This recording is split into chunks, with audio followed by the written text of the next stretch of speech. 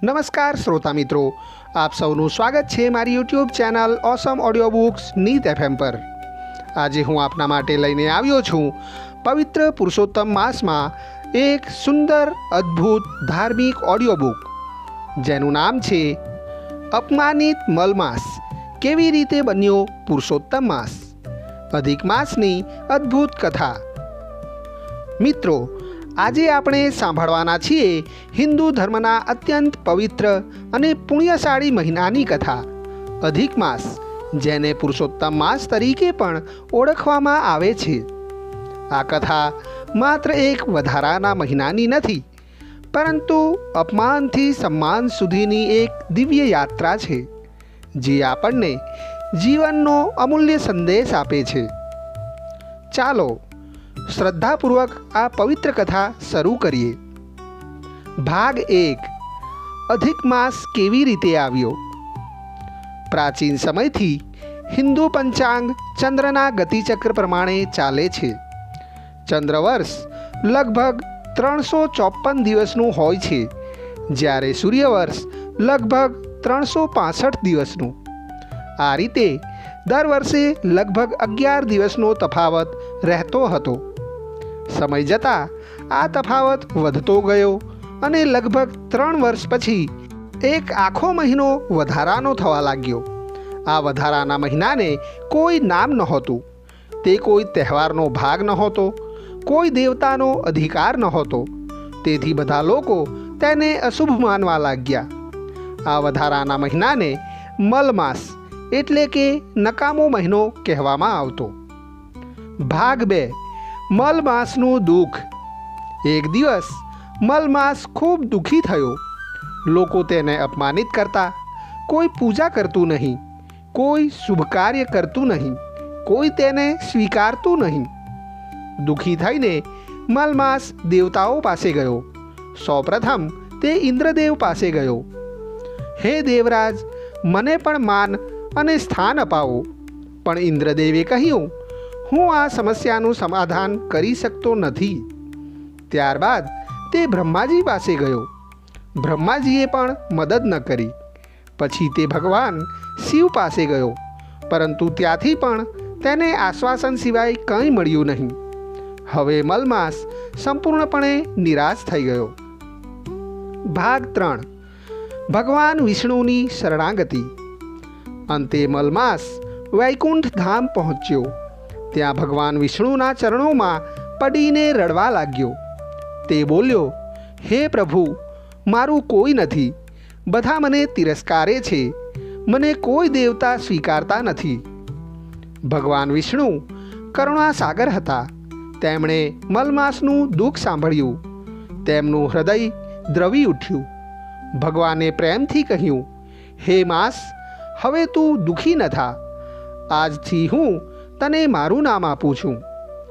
હું પુરુષોત્તમ છું, તેથી આજથી તું પુરુષોત્તમ માસ તરીકે ઓળખાશે। ભાગ 4, પુરુષોત્તમ માસનું ગૌરવ।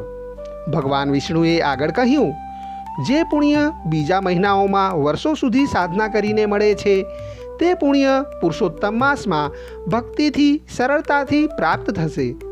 જે ભક્ત આ માસમાં જપ, તપ, દાન, વ્રત, કથા અને ભગવાનનું સ્મરણ કરશે, તેને વિશેષ ફળ મળશે। ભગવાનના આ આશીર્વાદથી મલમાસનું દુઃખ દૂર થયું। તે આનંદથી ઝૂમી ઉઠ્યો। હવે જે મહિનો સૌથી વધુ અપમાનિત હતો, તે જ મહિનો સૌથી પવિત્ર બની ગયો। ભાગ 5, ગરીબ બ્રાહ્મણની કથા। એક ગામમાં એક ગરીબ બ્રાહ્મણ રહેતો હતો। તે ખૂબ ધાર્મિક હતો, પરંતુ અત્યંત ગરીબ હતો। એક વર્ષે પુરુષોત્તમ માસ આવ્યો। બ્રાહ્મણે નક્કી કર્યું કે તે આ આખો મહિનો ભગવાનનું સ્મરણ કરશે। તે રોજ વહેલી સવારે ઉઠતો, સ્નાન કરતો, વિષ્ણુ ભગવાનની પૂજા કરતો, ગરીબ હોવા છતાં થોડું દાન પણ કરતો।